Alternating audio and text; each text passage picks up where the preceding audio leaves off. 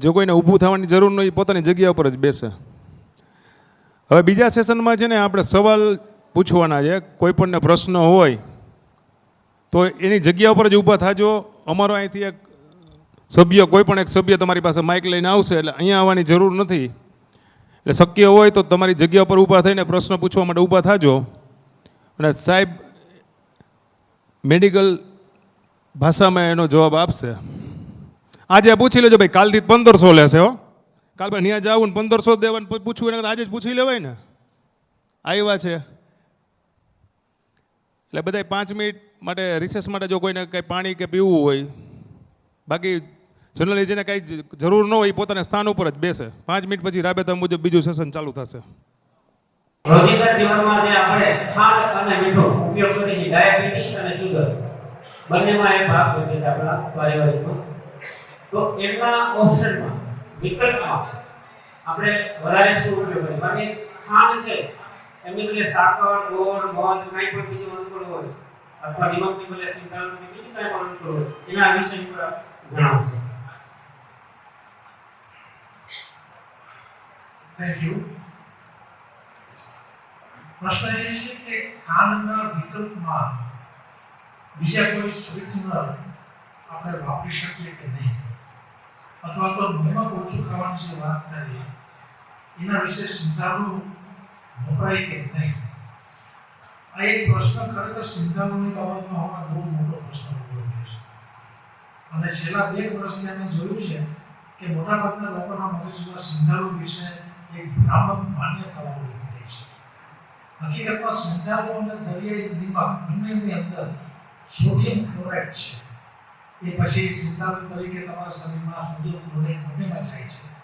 એટલે નિમક જેટલું નુકસાન કરે છે એટલું જ સિંધાલુ નુકસાન કરે છે.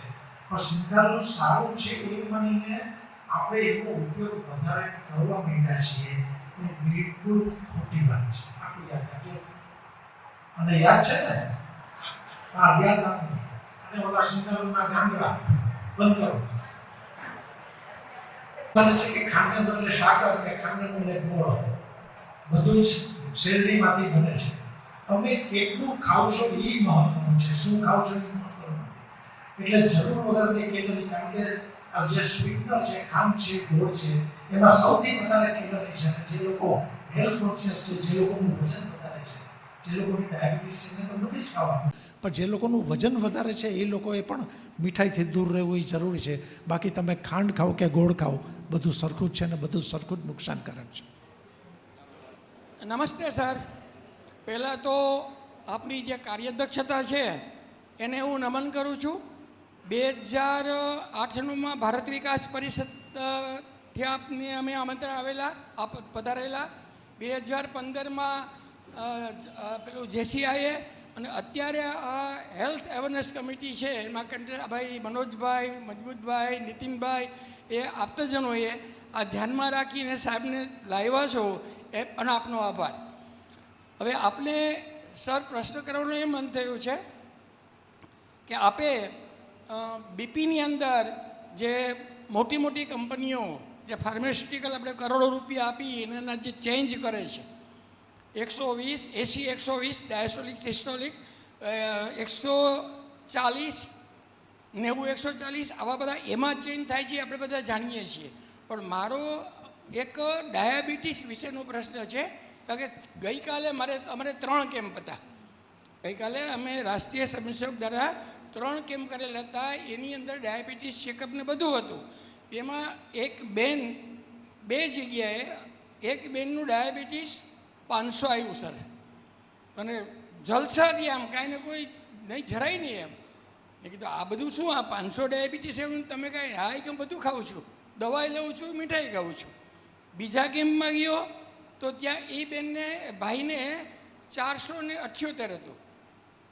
તો એ પણ જુસાતી, પણ છતાં મેં કીધું ના, તમે આ બધું રહેવા દો. તમારે આ બધી કાલ સવારે શું થશે ખબર નહીં પડે, પણ તમારે આની માટે સ્પેશિયલ અમે એનું નામ લખીને એની મુલાકાત લેવાના છીએ. તો આ બાબતે મારે એ પ્રશ્ન સર કરવાનો છે કે આમાં કોઈ ખરું ડાયાબિટીસનું બંધન, લિમિટેશન, ભૂખ્યા પેટે જમ્યા પછી 80, 120 કે 150 એવું કંઈ ખરું? આમાં કંઈ ચેન્જ થાય છે કે શું છે એ જ મારો પ્રશ્ન છે. છે કે જો ડાયાબિટીસની તપાસ બે રીતે કરી શકાય અથવા તો બે રીતે કરવી જોઈએ. એક તો બિલકુલ ભૂખે પેટે, સવારમાં તમારે નાસ્તો નથી કરવાનો, ચા નથી પીવાનો, અને રાત્રે તમે જમ્યા હોય તમારું નોર્મલ જમવાનું હોવું જોઈએ. માની લો કે તમે રોટલો ખીચડી કે જે કાંઈ લેતા હોય એ લેવું જોઈએ, રાત્રે મીઠાઈ ન ખાવી જોઈએ. એવું કર્યા પછી 12 કલાક ભૂખ્યા રહીને સવારનું પહેલું સેમ્પલ જો લેવામાં આવે તો સામાન્ય રીતે દુનિયાભરમાં એમ કહેવામાં આવે છે કે 126થી વધારે ન આવવું જોઈએ ભૂખે પેટે. 126 એ અપર લેવલ છે, એનાથી ઓછું રહેવું જોઈએ. 126થી ક્રોસ થાય તો 100% તમે ડાયાબિટીક છો એમ સાબિત થઈ જાય. અથવા તો માની લો કે તમે 120 અને 125 126ની આસપાસ રહેતા હો તો પણ તમે પ્રી ડાયાબિટીક છો, કે તમને ડાયાબિટીસ થવાની શક્યતા ભવિષ્યમાં છે.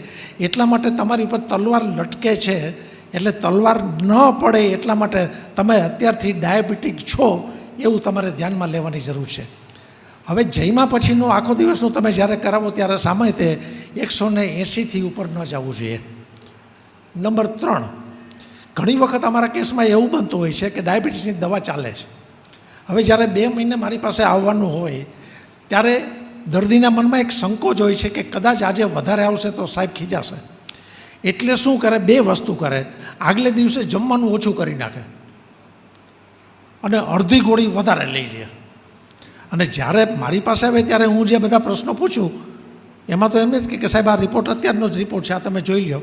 પણ એને હું થોડાક સવાલો પૂછું કે જેના ઉપરથી એની તબિયત કેવી છે, એને ડાયાબિટીસના ચિહ્નો અત્યારે છે કે નહીં એ સાબિત થઈ શકે. દાખલા તરીકે હું એમ પૂછું કે રાતમાં તમારે બાથરૂમ કેટલી વખત ઉઠવું પડે છે, તો એ કહે સાહેબ 3-4 વખત ઉઠવું પડે. મોઢું કેવું સુકાય છે, તો કે સાહેબ મોઢું સુકાય છે. વજનમાં શું છે કે વજનમાં તો સાહેબ આમાં ખાતી પીતી નથી ને એટલે 2 કિલો વજન ઘટ્યું છે. થોડાક કળતર થાય છે, તમે ચાલવાનું કીધું છે એટલે હું રેગ્યુલર ચાલું છું, પગમાં કળતર થાય છે અને થોડોક થાક લાગે છે. આવી વાત કરે એટલે સમજી લઉં કે ક્યાંક ગોટાળો છે. તો મારે સાબિત કેમ કરવું કે ખરેખર ડાયાબિટીસ છે કે આ મૂર્ખ બનાવે છે? ત્યારે હું લેબોરેટરીવાળાને કહું કે 3 મહિનાનું સરેરાશ ડાયાબિટીક કાર્ડ, જેને અમે A1C કહીએ છીએ. A1Cમાં એ લોકો શું એક્ઝામિન કરે કે 3 મહિનાનું સરેરાશ ડાયાબિટીસ એ લોકો પકડી પાડે કે ભાઈ, પછી એવરેજ આવે, નીચે લખી દે એવરેજ છે એ 285. એનો મતલબ કે ક્યારેક 385 હશે, ક્યારેક 185 હશે, ક્યારેક 125 હશે, ક્યારેક 150 હશે. સરેરાશ આવીને ઊભું છે 275. એનો મતલબ એ થયો કે દર્દી ડૉક્ટરને મૂર્ખ બનાવે છે. એટલે તમારું સરેરાશ ડાયાબિટીસ પણ 3 મહિનામાં નોર્મલ હોવું જોઈએ. અને A1C છે એ 5.5થી વધારે ન હોવું જોઈએ. આટલું જો તમે કરો ને તો તમારું ડાયાબિટીસ સંપૂર્ણપણે કાબૂમાં છે એમ સાબિત થાય. પણ અધરવાઇઝ ભૂખે પેટે 126 અને જમ્યા પછી 160 165 180 ધેટ્સ ઇટ. મારો પ્રશ્ન છે ચાલવાનું. આપણે રાતે જમીને ચાલીએ અને સવારે વહેલા ચાલીએ તો એમાં ફાયદો શેમાં વધારે થાય? તમારી વાઈફ તમારી સાથે ક્યારે ચાલે છે એ ફાયદો. એનીવે, અપાર્ટ ફ્રોમ જોક, સવારે ચાલવું અને સાંજે ચાલવું એ બેમાં તફાવત છે. સવારે ચાલવાનો મુખ્ય ફાયદો એ છે કે તમે આખી રાત તમે આરામ કર્યો છે, તમે થાકેલા નથી, નંબર 1. નંબર 2, તમારું પેટ ખાલી છે. આ 2 વસ્તુ બહુ અગત્યની છે. એટલે જ્યારે મેં તમને 4-5 વસ્તુ કહી કે ઝડપથી ચાલવું જોઈએ, થાક લાગવો જોઈએ, પસીનો વળવો જોઈએ, હૃદયના ધબકારા વધવા જોઈએ, આ બધું થાય એટલા માટે તમારે હૃદયને વધારે પંપ કરવું પડે એ તો નક્કી છે. હવે જો તમારા પેટમાં ખોરાક હશે તો હૃદયને વધારે તકલીફ થશે. તમારા પગને પણ લોહી પહોંચાડવાનું છે, તમારા હાથને પણ પહોંચાડવાનું છે, તમારા મગજને પહોંચાડવાનું છે. અને વધારામાં તમે સવારે નાસ્તો કરીને નીકળ્યા છો એટલે તમારા પેટમાં અનાજ છે, એ અનાજને પણ હૃદયને લોહી પહોંચાડવાનું છે. એટલે હૃદયને ડબલ કામ કરવું પડે છે. એટલા માટે હૃદયને તકલીફ થાય છે. એ ન થાય એટલા માટે થઈ અને ભૂખે પેટે ચાલવું, જેથી કરીને તમે ઝડપથી ચાલી શકો, શ્વાસ ન ચડે, હૃદયના ધબકારા ન વધે અને હૃદયને નુકસાન થાય. એ સવારે ચાલ્યા કહેવાય. હવે પ્રશ્ન રહ્યો સાંજનો. સાંજે શું કરવું જોઈએ? સાંજે નિયમ પહેલો એ છે કે તમારું વાળું કરવાનો સમય, તમારો જમવાનો સમય અને સૂવાની વચ્ચે 2 કલાકનો ગેપ હોવો જોઈએ. 2 કલાકનો ગેપ એટલા માટે હોવો જોઈએ કે જમ્યા પછી જો તાત્કાલિક તમે સૂઈ જાઓ અથવા જમ્યા પછી તરત જ તમે સોફા ઉપર બેસી જાઓ કે ટીવી ચાલુ કરો અને તમે સાંજનું વધારે જમ્યા હો અને જો સૂઈ જાઓ તો રાત્રે તમારા ખોરાકને પચવા માટે કાંઈ મહેનત નથી કરવી પડતી, તમારે રાત્રે કોઈ પ્રવૃત્તિ નથી. એટલા માટે એ જે ખોરાક છે એ પચતો નથી અને જે કાંઈ છે એ ચરબીમાં જમા થાય છે. એટલે જે લોકોને વજન કાબૂમાં રાખવું છે એ લોકોએ રાત્રે ઓછું જમવું જોઈએ, 2 કલાક વહેલા જમી લેવું જોઈએ.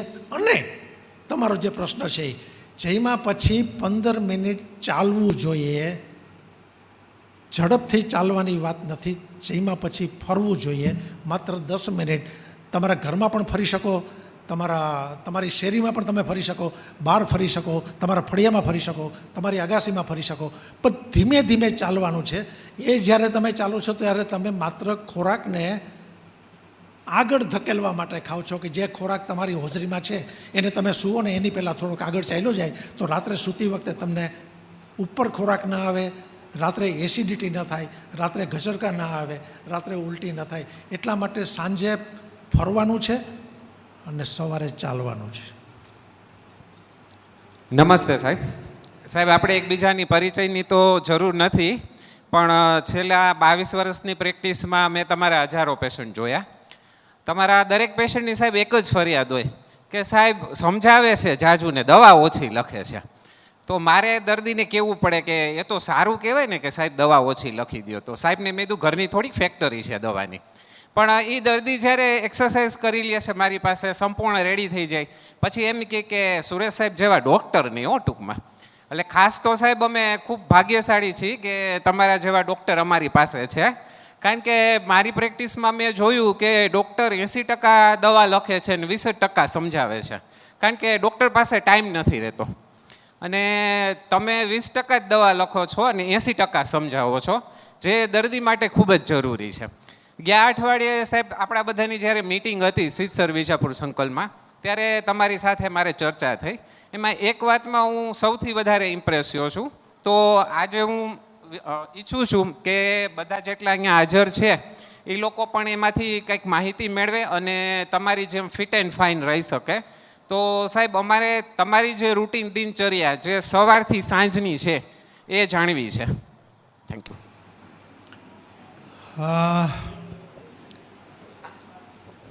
કોઈ પણ પુરુષ, પરણેલો પુરુષ સીધો સાદો ડાયો ડમરો રૂપાળો રહે અને વજન વધવા ન દે તો એના માટે તમારે એ પુરુષને પૂછવાની જરૂર નથી, કારણ કે એ પરણેલો છે. એટલે તમારે કાંઈ પણ પ્રશ્ન પૂછવો હોય તો મારી વાઈફને તમે પૂછી શકો છો. એટલે હું જે કાંઈ છું, સારો કે ખરાબ, એ એને કારણે છે. મને પેટ ભરીને ક્યારેય જમવા દેતી નથી, પહેલી વાત આ. બીજી વાત, અઠવાડિયામાં 1 વખત નિમક નથી ખાતી તો મને ખાવા નથી દેતી. બીજી વાત આ, જ્યારે પણ હું વધારે ખુશ હોઉં છું તો મારી સાથે ઝઘડો કરે છે જેથી કરીને મારું વજન નથી વધતું. એ ત્રીજી વાત આ. એટલે કહેવાનો મતલબ એ છે કે જે પરણેલા પુરુષ છે એ જો વ્યવસ્થિત રહેવું જો હોય તો એને એના બેટર હાફને સારી રીતે સમજવાનો પ્રયત્ન કરવો જોઈએ. એટલે મારે આના સિવાય વધારે ખાસ કંઈ કહેવું નથી. અને તમારે કાંઈ પૂછવું હોય તો એને પૂછી શકો છો. She can also give you the some answer. પણ તકલીફનો કોઈ પાર નથી. લેને સાહેબ નમસ્તે, હું આપનું પેશન્ટ છું. મારે એક પ્રશ્ન છે કે મારા બાબાને 6 મહિનાથી આ બીપી હતું. આપને મળવાની જ અમે તૈયારી કરીએ છીએ, પણ હમણાં છેલ્લા 1 મહિનાથી એને દવા બંધ કરી છે, પણ બીપી દરરોજ 2 વખત માપે છે, નોર્મલ આવે છે. તો દવા બંધ કરી તે યોગ્ય છે કે શું છે? તો આપને મળવું છે અમારે. ઉંમર 30 વર્ષની જ છે. 30 વર્ષ? હા, 30 વર્ષની છે. એને ઓચિંતું આવ્યું તો અમે રાજકોટ મેરેજ કરવા ગયા હતા અને પછી ત્યાં તપાઈશું, પછી એમની દવા ચાલુ કરી, પણ હમણાં દરરોજ માપે છે, દરરોજ 2 વખત દિવસમાં, પણ એકદમ સાવ નોર્મલ છે. પણ આપને મળવાની અમે હવે 15 દિવસ ત્યાં તૈયારી જ કરીએ છીએ કે પછી જ તું મૂક એમ. એકદમ ઓચિંતી નથી મૂકવી, તો આપને મળવું છે અમારે. પહેલી વખત જ્યારે દવા ચાલુ થઈ ત્યારે કેટલું બ્લડ પ્રેશર હતું ત્યારે 145 હતું, અને નીચેનું? નીચેનું 78 હતું. અચ્છા, એનાથી વધારે ક્યારે ઉપર ગયું નથી? હા, પછી એક વખત આવ્યું હતું જ્યારે તપાસ્યું, પછી બધા રિપોર્ટ કરી લીધા, કિડનીના બધા. પહેલી વખત જ્યારે દવા ચાલુ કરી ત્યારે બ્લડ પ્રેશર પહેલી વખત કેટલું હતું? પહેલી વખત હતું 165 હતું જ્યારે દવા ચાલુ કરી ત્યારે. ઓકે, અને નીચેનું? નીચેનું 68 હતું. એક વખત 90 થયું હતું. ઓકે, બીજી કોઈ ફરિયાદ છે એને? ના, બીજી કાંઈ ચાલે ને તો શ્વાસ ચડતો હતો, પણ અત્યારે દવા બંધ કરી છે તોય સારું છે એમ. દવા 15 દિવસ થઈ ગયા છે. દવા બંધ કરી અને 15 દિવસ થયા? 15 દિવસ. Okay okay okay. હા. અને કેટલી ઉંમર છે? 30. વર્ષ. હા 1500 રૂપિયા લઈને આવી જા. હા, એ 1500 આપવા જ છે. આપું જ છું, હું પોતે આપું છું એટલે આપી જ દેવાના છે. 2013થી આપનું પેશન્ટ છું હું. તું સાજી થઈ ગઈ છો? હા, સાજી જ હા, છું. તો ઠીક. અચ્છા, મારો કહેવાનો તાત્પર્ય એ છે કે એક વખત દવા જો કોઈ ફિઝિશિયને ચાલુ કરી હોય તો બંધ કરવી યોગ્ય નથી. પહેલી વાત આ. બીજી વાત એ છે કે ફિઝિશિયન બદલાવવાની જરૂર નથી, કારણ કે જે ડૉક્ટરે જે ઇન્સ્ટ્રુમેન્ટથી એને ડાયગ્નોસિસ કર્યું હોય એ જ ડૉક્ટરને આપણે 15-20 દિવસે મળવું જોઈએ, અથવા તો મહિને દિવસે મળવું જોઈએ, જે પ્રમાણે એની સલાહ પડે એ પ્રમાણે. પણ જ્યારે ડૉક્ટરે શરૂ કર્યું હશે એને ખૂબ સમજી વિચારીને કર્યું હશે. જો 160 હોય અને 30 વર્ષની ઉંમર હોય તો 30 વર્ષની ઉંમરે 160 ઉપરનું વધારે કહેવાય એ હકીકત છે. રોજના 2 વખત બ્લડ પ્રેશર માપવાનો કોઈ અર્થ નથી બેન. 15 દિવસથી વધારે વહેલું તમે બ્લડ પ્રેશર માપો એનાથી ઘણા બધા ગોટાળા થવાની પૂરી શક્યતા છે. તમે કેટલા વાગે બ્લડ પ્રેશર માપો છો, જેમાં પછી માપો છો કે ભૂખે પેટે માપો છો, ટેન્શન હોય ત્યારે માપો છો કે નહીં, કયા ઇન્સ્ટ્રુમેન્ટથી માપો છો, કયા હાથમાં માપો છો, બેસાડીને માપો છો કે સૂતા સૂતા માપો છો, આ ઘણા બધા ફેક્ટર એવા છે કે જે તમારે કન્સિડર કરવું જોઈએ. પણ બાય એન્ડ લાર્જ જો એક વખત કોઈ એમડી ડૉક્ટરે બ્લડ પ્રેશર ચાલુ કર્યું હોય તો મોટાભાગના ડૉક્ટરો એમ માને છે કે બ્લડ પ્રેશર ચાલુ કરતાં પહેલાં સરખું ધ્યાન આપવું જોઈએ, અને એક વખત જો કોઈ ચાલુ કરશે તો બીજા કોઈ ડૉક્ટર બંધ નહીં કરે. હવે પ્રશ્ન ખાલી એટલો જ છે કે જો એને બ્લડ પ્રેશરની દવા બંધ કરી હોય તો તારે બંધ કરેલી દવા સાથે દવા ચાલુ કર્યા પહેલાં ડૉક્ટરને મળવું જોઈએ. હા, વારસો છે ને. એમના દાદાને હતું, એમના પપ્પાને 32 વર્ષની ઉંમરે બીપી આવ્યું હતું. બેન, તો એક વસ્તુ બહુ સ્પષ્ટ સમજી લે, દવા બંધ નહીં કરી શકાય. ચોક્કસ. બસ આટલું યાદ રાખ. ચોક્કસ, અને blood pressure and diabetes it a silent killer. તમારા શરીરમાં તમે બોમ્બ લઈને ફરો છો એટલું યાદ રાખજો. બોમ્બ ફૂટ્યો નથી ત્યાં સુધી કોઈ પ્રોબ્લેમ નથી, અને ફૂટશે ત્યારે નાની વસ્તુ ઊભી નહીં થાય, હંમેશા મોટી થશે. એટલે બ્લડ પ્રેશરની દવા મારે શું કામે ખાવી પડે છે અને પાડોશીને કેમ નથી ખાવી પડતી, આવી વાતો કરવી યોગ્ય નથી. તમે જીવવા માટે જમો છો, તમે જીવવા માટે શ્વાસ લ્યો છો, જીવવા માટે તમારે બાકીની દૈનિક ક્રિયા કરો છો, તો જીવવા માટે તમને ભગવાને એક ગોળી બનાવી છે. તમારે ગોળી વિશે આટલા બધા પ્રશ્નો શું કામે ઊભા થવા જોઈએ? ખાવ પીને જલસા કરો ને, એક ગોળી ખાઈને ભૂલી જાઓ. 30% ડાક્ટરોએ ગોળી ખાય છે, શું કરવાનું? એટલે મારે શું કામે ખાવી પડે છે એ વસ્તુ તારા મગજમાં ન આવવી જોઈએ. સર, મને એક ક્વેશ્ચન હતો કે આપણે વોટર તો પીએ છીએ, પણ એમાં આલ્કલાઇન વોટર બેસ્ટ રહે છે બોડી માટે કે કઈ રીતે? પીએચ બેલેન્સ ઉપર આપણે વોટર પી શકીએ કઈ રીતે? વોટર બેસ્ટ આપણી બોડી માટે કયું સારું સજેસ્ટ રહે? પહેલી વાત તો બેટા એ છે કે આલ્કલાઇન વોટરની હમણાં એક નવી ફેશન નીકળી છે અને 3 લાખ રૂપિયાનું મશીન વેચાય છે. એટલે પીવાવાળાને ફાયદો થાય કે ન થાય, મશીનવાળાને ચોક્કસ ફાયદો થાય છે. આટલું યાદ રાખજે. તું જે પીવે છે, તારી દાદી જે પીતી હતી, તારા ગ્રાન્ડમાં જે પીતા હતા એ જ પાણી પીવું જોઈએ. એટલું ખરું કે એ પાણી ચોખ્ખું હોવું જોઈએ. આપણે ઘણા લોકો એમ માને છે કે આરો સિસ્ટમમાં B12 ચાલ્યું જાય છે. એટલી બધી ચિંતા કરવાને બદલે આરો સિસ્ટમમાં ઘણું બધું નબળી વસ્તુ નીકળી જાય છે અને સ્વચ્છ પાણી પીએ છીએ, એના વિશે વિચાર કરવો જોઈએ. એટલે આલ્કલાઇન ખુશીથી પી શકાશે. તારા ઘરમાં છે 3 લાખવાળું? હા, તો ગોળાનું પાણી પીએ છો એટલે તો આટલી તંદુરસ્ત છો તો. નમસ્તે સાહેબ. ગેંગ્રીન થવાનું મુખ્ય કારણ શું છે સાહેબ? શેની? ગેંગ્રીન, હાડકાનો સડો. ગેંગ્રીન ગેંગ્રીનની વાત કરો છો? હા ગેંગ્રીન. આવો પ્રશ્ન કેમ ઉપસ્થિત થયો? એ તો બહુ ભયંકર પ્રશ્ન છે. મારા મકાનમાં ભાડુત રહેતા હતા, એ ભાઈને પગ કાપવો પડ્યો ગેંગ્રીનની હિસાબે. ડાયાબિટીસ હતું? ડાયાબિટીસ હશે, થોડું ઘણું ખબર નથી, પણ કાપવો પડ્યો, ગેંગ્રીનથી કાપવો પડ્યો, એટલે પ્રશ્ન પૂછું છું. નંબર 1, ડાયાબિટીસ હોય તો એના કોમ્પ્લિકેશનમાં ગેંગ્રીન થાય, નંબર 1. નંબર 2, કોઈ પણ વાસ્ક્યુલર ડિઝીઝ હોય, આપણી જે નસો છે લોહીને ફેરવવાની, એ નસોની પોતાની બીમારી હોય અને લોહી ફરતું બંધ થાય તો ગેંગ્રીન થાય. અને ત્રીજું, કાંઈ પણ લાગ્યું હોય અને જો રૂજાય નહીં તો એમાંથી ગેંગ્રીન થાય. એટલે ગેંગ્રીનને હંમેશા ગંભીરતાપૂર્વક લેવાની જરૂર છે, એ નાની વાત નથી, એટલું યાદ રાખજો. એટલે શરીરની આખી તપાસ, ગેંગ્રીન પોતે બીમારી નથી, ગેંગ્રીન બીજા પ્રશ્નોની નિશાની છે. તાવ આવ્યો છે ને માથું દુખે છે, ત્યારે માથું દુખે છે એ બીમારી નથી, તાવ આવ્યો છે એ બીમારી છે. તાવ મટાડો એટલે માથું મટી જશે. ગેંગ્રીન થવાનું કારણ શોધવું જ પડે. સર નમસ્તે. સર પ્રશ્ન એ છે કે આજે નેચરલ વસ્તુ મળતી નથી, કારણ કે બધી વસ્તુ જોઈએ, આમાં પ્રોટીન જોતું હોય, શુગર જોતી હોય, ઘણાને લો, એટલે ડાયાબિટીસ હોય તો ઘણીવાર લો થઈ જાય તો પાછું એને લીંબુ શરબત પાઈ તો થઈ જાય. પણ પ્રશ્ન એ છે કે કયું ફ્રૂટ ખાવું, કારણ કે નેચરલ ન મળતું હોય, અમુક ફ્રૂટ કદાચ એવું હોય. પછી તેલની હું વાત કરું છું, ઘણા એમ કે જીવીએસનું ખાવ, તલનું ખાવ, આયુર્વેદિકમાં એવું કહેતા હોય. પણ હવે તેલ ખાવું કયું અને કેટલું ખાવું, કારણ કે કોલેસ્ટ્રોલ જે વધે છે એ અમુક તેલનું કારણ કે અહીંયા જે આપણે અમેરિકાવાળા જે કેમ્પ કરે છે કુંડારીયા સાહેબ, એ બધા આવતા હોય ત્યારે એવું કહેતા હોય, અમે કેમ્પમાં લગભગ 10 વર્ષ સેવા આપી, ત્યારે એવું કહેતા હતા કે તમે બધા તેલ પીઓ છો કે ખાઓ છો એમ. કારણ કે અહીંયા આપણે એમ સૌરાષ્ટ્ર ગુજરાતમાં તો તેલ માટે જેટલી વાત કરીએ એટલી ઓછી, કારણ કે રોજે બધાને ગાંઠિયા જોતા હોય, ભજીયા જોતા તે બધું. એટલે ખાસ કરીને સાહેબ કઈ વસ્તુમાંથી, હમણાં ભાઈ વાત કરી હતી ને કે શુગર માટે એમ, કે ખાંડ કદાચ એની અવેજીમાં શું મળે એમ.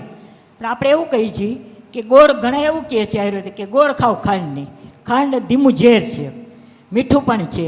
પણ છતાં ઘણા વખત એવું બને છે પેશન્ટને સોડિયમ ઘટી જાય તો કે આને મીઠું વધારે આપો. એટલે એના માટે તમે જે વાત કરી બરાબર છે કે લિમિટમાં લ્યો તો કાંઈ નુકસાન નથી કરતું. પણ હવે ફ્રૂટ પણ આજે એવું હોય છે કે કેરી ખાઈ તો કાર્બેટરથી, કેળા ખાઈ, કોઈ પણ વસ્તુ એમ. તો હવે નેચરલ જે મળવું જોઈએ કુદરતી, જે શરીરની અંદર જે તત્વો ઘટતા હોય એના વિશે થોડુંક કહેશું.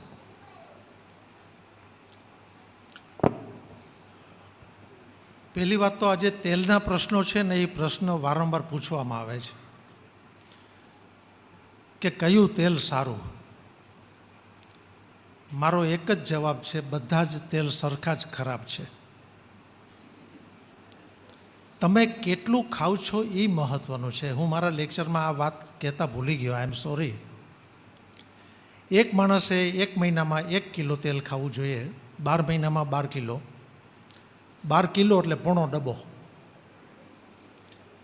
તમારા ઘરમાં 4 વ્યક્તિ હોય તો 3 ડબ્બાથી જેટલું તેલ દિવાળીમાં નવું આવે છે, 3 ડબ્બાથી વધારે, એ નુકસાનકારક છે. એક વ્યક્તિના કેસમાં 12 કિલો, 3 વ્યક્તિના કેસની અંદર 3 ડબ્બા હોય એટલે બધું જ પૂરું થઈ જાય, 4 ડબ્બા હોય એટલે. લોકો અત્યાર સુધી એવું માને છે કે આના કરતાં સફોલા તેલ સારું, લોકો કોઈ એ માને છે આના કરતાં સરસવનું તેલ સારું, લોકો કોઈ માને છે કે આના કરતાં દક્ષિણ ભારતમાં જે નાળિયેરનું તેલ વપરાય છે એ સારું. બધા જ તેલ સરખા જ ખરાબ છે. એક વસ્તુ યાદ રાખો. નંબર 2, તમે જે તેલ ખાવ છો એ જ તમારા દાદાએ ખાધું હતું ને એ જ તમારા પરદાદાએ ખાધું હતું, એને એ જ તેલ તમારા ફોરફાધરે ખાધું હતું. તમારા જીન્સ, તમારું શરીર એ તેલથી ટેવાયેલું છે. એના માટે તમે તેલ બદલાવાથી કોઈ ફાયદો નથી.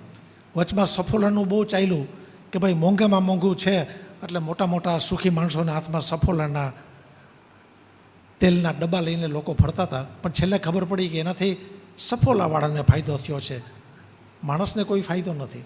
એટલે તમે જે તેલ ખાવ છો એ કેટલું ખાવ છો એ મહત્ત્વનું છે. આટલું તમારે યાદ રાખવાનું. અને ખાલી સીધો હિસાબ આટલો છે કે 1 મહિનામાં 1 કિલો ને 12 મહિનામાં 12 કિલો, આટલું તમે નક્કી કરો એટલે તમારું શરીર જે તેલથી ટેવાયેલું છે એ જ તેલ તમારે ખાવાનું છે. આમાં ઘણી બધી બીજી પણ વાતો આવે છે કે અત્યારે અનાજની અંદર ઘઉં નહીં ખાવાના, ઘઉં બંધ કરી દો, એક જ વાત, ઘઉં ખરાબ વસ્તુ છે. તો રાતોરાત ખરાબ થઈ ગયા? અત્યાર સુધી કાંઈ પ્રોબ્લેમ નહોતો, તમારા ફાધરને તમારા દાદાને કાંઈ પ્રોબ્લેમ નહોતો, પણ એની અંદર ગ્લુટેન નામનું એક તત્વ છે.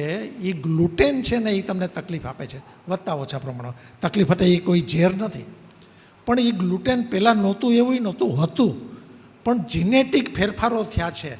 આપણે જે પ્રયોગો કરીએ છીએ ને નવા નવા અનાજ પેદા કરવામાં, એના જીનેટિકલી એનું બંધારણ બદલી ગયું, એટલે ઘઉંની અંદર ગ્લુટેન વધારે આવ્યું અને ગ્લુટેનને કારણે નાના મોટા પ્રોબ્લેમ થાય છે એવું અત્યારે સાબિત થયું છે. બાકી ઘઉં બંધ કરવી અને દુઃખી થવું અને આખો દિવસ બાજરો જ ખાવો એનો કોઈ બહુ મતલબ નથી રહેતો.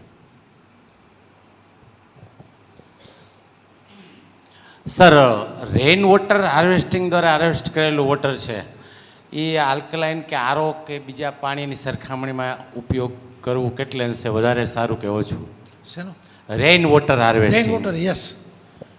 રેઇન વોટર છે ને, પહેલી વાત તો એ છે કે જો તમે સારી રીતે એને સ્ટોર કરી શકતા હો. પહેલાંના જમાનામાં સ્ટોર થતો, ભૂવો અંદર હતા, આપણા જમીનની અંદર કૂવા બનાવતા અને એમાં કરતા, એમાં કોઈ પ્રોબ્લેમ નથી. કારણ રેઇન વોટરની અંદર જ્યારે વરસાદ આવે છે ત્યારે એની અંદર હવામાંથી જે ક્ષાર છે ને એ ક્ષાર એમાં ભળી જાય છે. એટલે શરીરને ક્ષારની જરૂર છે. તમે ડિસ્ટિલ વોટર પીને ન જીવી શકો, કારણ કે એમાં સોડિયમ હોવું જોઈએ, પોટેશિયમ હોવું જોઈએ, કાર્બોહાઈડ્રેટ હોવું જોઈએ, બધું જ હોવું જોઈએ. એ બધું જ્યારે તમે વરસાદ પડે છે ત્યારે એની અંદર ક્ષાર કુદરતી રીતે મિક્સ થઈ જાય છે અને તમે એને સ્ટોર કરો છો ત્યારે એવી રીતે સ્ટોર કરો છો કે એમાં બેક્ટેરિયા થતા નથી. એટલે જો એ શક્ય હોય, જે હવે બહુ સહેલાઈથી એ બધું શક્ય નથી, પહેલાંના જમાનામાં હતું, અત્યારે કોઈ પણ જૂના ઘરની અંદર એ બધું શક્ય બને છે, પણ જો એ મળતું હોય તો એમાં કોઈ પ્રોબ્લેમ નથી, લઈ શકાય. 11:45 જેવું થવા આવ્યું છે, એટલે હવે હજી 2-3 પ્રશ્નો લઈ લઈએ સાહેબ. 2-3 પ્રશ્નો લઈ લઈએ હજી, બરાબર ને? ટાઈમ ઓવર થઈ ગયો થોડોક. કોઈ હોય તો ભાઈ હાથ ઊંચો કરો. નમસ્કાર સાહેબ. હવે મારો પ્રશ્ન સાહેબ એ છે કે 40 થી 45 ઉંમર પછી 100%માંથી 30% લોકોને યાદશક્તિ ઓછી થઈ જાય છે, સાંભળવાનું ઓછું થઈ જાય છે, તો એમનું કારણ? પુરુષોને જો 45 વર્ષ પછી સાંભળવાનું ઓછું થાય તો એ એના ફાયદામાં છે ઘરે.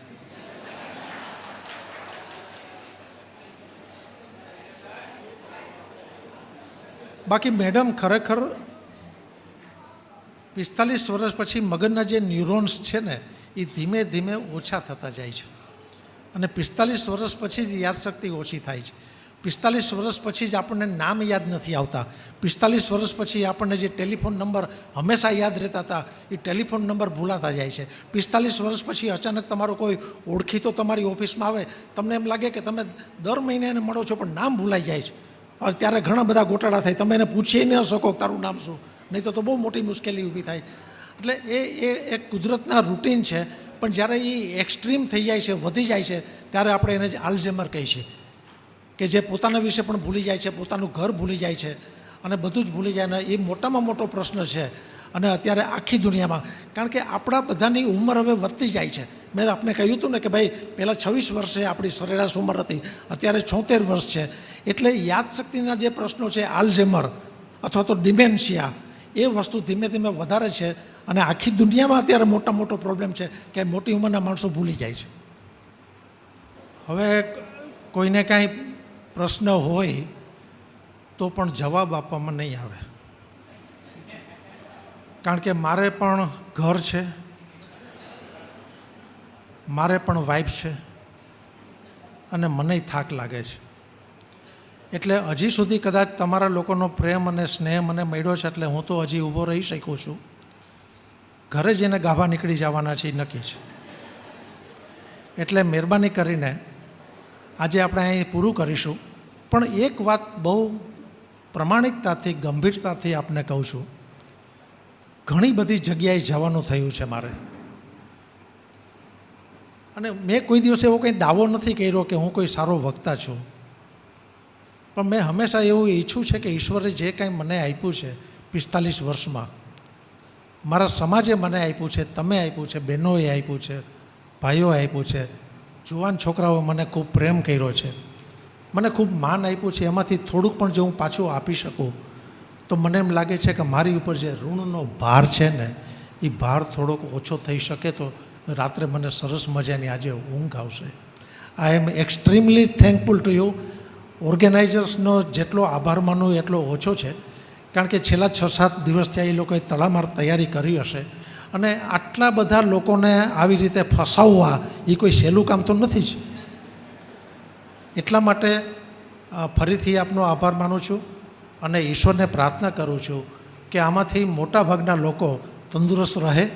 નાની નાની જે વાતો મેં જેને કરી છે એને થોડીક ધ્યાનમાં લઈએ અને આવતીકાલથી જ આનું સ્મરણ કરે અને તંદુરસ્ત જિંદગી જીવવા માટે ઈશ્વરને રાત્રે સૂતી વખતે પ્રાર્થના કરે. અને રાત્રે પ્રાર્થના કરીને ખાલી પાછું એટલું કહેજો કે સવારે ઉઠાડજે, કારણ કે એનું કાંઈ નક્કી ન હોય, કારણ કે એને ઘણું બધું કામ હોય. એટલે સવારે જેવી આંખ ખુલે ને ત્યારે ઈશ્વરનો હંમેશા આભાર માનો. અને હું તમારો ખરેખર આભારી છું. સૌનું કલ્યાણ હો, સૌનું મંગલ હો. જય હિન્દ.